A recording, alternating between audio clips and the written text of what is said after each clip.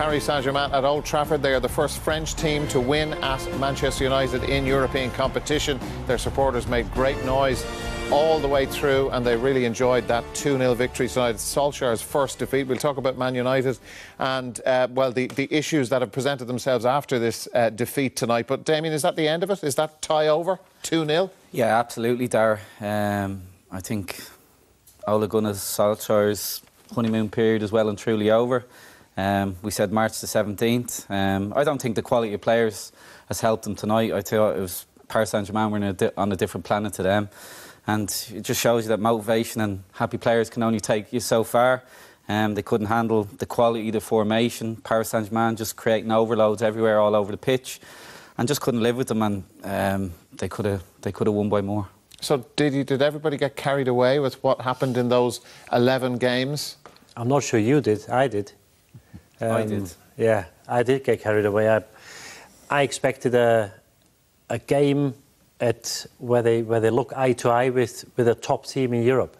I thought that's how far they have come in them 10 or 11 weeks.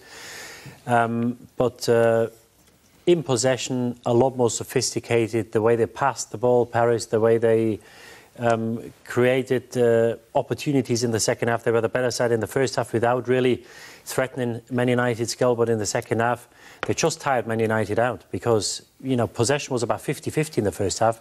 But what Paris did with the ball in the first half was a lot different to what United did, and they always penetrated.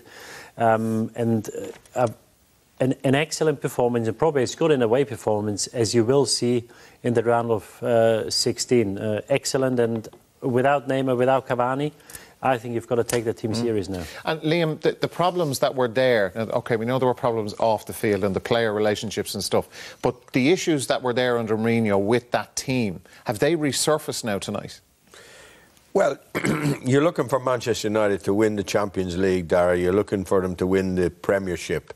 But I think show tonight that they're still a long way off competing with the best teams, Liverpool and Manchester City, certainly in England, and the likes of PSG, Juventus, Man City again, all those teams. There's such a long way. There's such a gulf there that there has to have a lot of renovation, a lot of players being let go who are not good enough and others brought in. Now, who's going to lead that? I don't know. There's talk that there might be a director of football coming in to work alongside whoever's going to be the manager.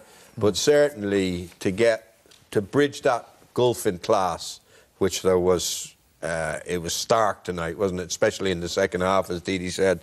It was a masterclass by PSG, and in midfield, United couldn't get near them. Herrera, Matic, Pogba, really disappointing. Verratti was head and shoulders, although he's only 5'5", 5'6", head and shoulders above the three of them. It really was an impressive performance by PSG. Let's look at the highlights from a PSG perspective, and Damien, we're going to start with the lead goal, which came, 8 minutes into the second half? Yeah, listen, you could see it coming. Great quality here from Alves, a little check from Mbappe, and De Gea a good save. But you can see Matt is in trouble already here. He turns his back. I don't think he's even looking at the ball when they take it. He's wrestling Kimpembe, and yeah, it's a recipe for disaster. Like I said, he has his back turned when the ball is played in. Kimpembe gets him on the blind side, so it's awful marking. Can De Gea come for it? It's inside the 6-yard box. You'd be looking for your keeper to come and collect there. So yeah, listen, Paris Saint-Germain, for all their quality, Man United would be kicking themselves that they conceded the first goal from a set piece. And then the second goal, 7 minutes later, Didi? Just beautiful football. It starts off with Pogba losing the ball, and two of the outstanding players, Alves helps Marquinhos. They've both been outstanding. So many outstanding performances. And then it's just look at the composure they've got on the ball. Verratti, Marquinhos go back again. Ball comes to Bernat, the left back, who ends up in the middle of the pitch. He finds Di Maria, and watch Mbappe now. When he changes gears, he knows he's only got one place where he's got to go. I said, I'm going in between the two defenders and wait for the ball. Watch him now when he goes to the dark green length of the pitch. That's where he changes. That's where he changes gears. takes 3 or 4 yards off the defenders, and then it's a perfect ball by Di Maria, who had a very good game today. And this is, we always talk about the quality in the final third. You know, spotting an opportunity where I can get the ball. Mbappe only had one thing in mind. I'm going in between the two defenders. I will beat them for pace, and if the ball comes, I'll score. The ball did come, and he did score. He was like a Maserati going into 5th gear there, Dara. He just left him for dead, didn't he? You know, yeah. Lindelof couldn't catch him. It's astonishing gift that young man has. A big talking point out of the end of the match. Well, Pogba's performance is a talking point all the way through, and the job that Marquinhos did on him, man-marking him when Man United had the ball. But the red card, the second yellow, like, can he have any issue with this? No, none at all. And this was a bad challenge on Verratti in the first place, you know, and he was frustrated tonight because Marquinhos, as you said, did a real good job on him. He's leaned into Dani Alves with a stud showing. I think the referee actually might have been told from the sideline that it was a bad challenge, and he can't have any arguments. A very frustrating night for him. And, you know, you're looking for him maybe to be a leader on nights like this, and he wasn't at the races. They showed a lot of immaturity. Shaw got booked as well towards the end. They showed a lot of immaturity. They kind of lost the plot a bit. Yeah, they have, and this is certainly not something you want to see. You know, this is a team that's on a roll now. They're losing one game. They've been outplayed today.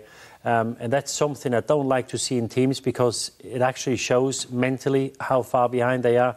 A very sophisticated and developed side of Paris. I heard comments made in the run-up to this game about this 11-game unbeaten run that Solskjaer had led Manchester United on. And a couple of people said, oh, well, look, you've got to see what Manchester United, how they react when they lose a game. Now, I don't know the pros and cons of that, but the hierarchy in Man United are now going to see how this team will react to that tonight. Now, they've Chelsea in the Cup of the weekend, second leg of this, then the Liverpool game. There's some massive matches coming up. How do you think the group and the manager will react? Well, it's their first real tests, and even then, you go back to the Spurs game when they won 1-0. Spurs dominated them for most of the game. And I think people are diving in saying he has the job, or hearing whispers that he's got the job. Like I said at the top of the show, March 17th, when they've played 5 or 6 big dogs. And tonight, I thought it was men against boys. I don't think the quality, this is the squad he's inherited, so that's nothing to do with Solskjaer. But even the setup of the team, he could never, all night they just struggled with Paris Saint-Germain's formation. So yeah, he's a great manager. Is he a great coach? Remains to be seen. Mourinho's got a lot to answer for, hasn't he? You know, most of those players were his signings. Well, good for you. They're going to have to clear them out. Lindelof, the 2 centre-backs for a start, Dara. We all knew, we said before the game, that was the one for Manchester United, whether they could cope with Mbappe, and they couldn't. And Mourinho brought those to the club. They all own a lot of money. Matic and Herrera and Pogba, that was all Mourinho. It'll be hard to get him out. OK, well, they have work to do over the next couple of weeks before they can start planning for next season with Solskjaer, without Solskjaer, who knows. But Manchester United have been beaten tonight at home by Paris Saint-Germain, and they face a real uphill task when they go to Paris in 3 weeks' time. That's it. That's it from us for the moment. But thanks to Dee Dee, to Liam and to Damien for their company here in studio.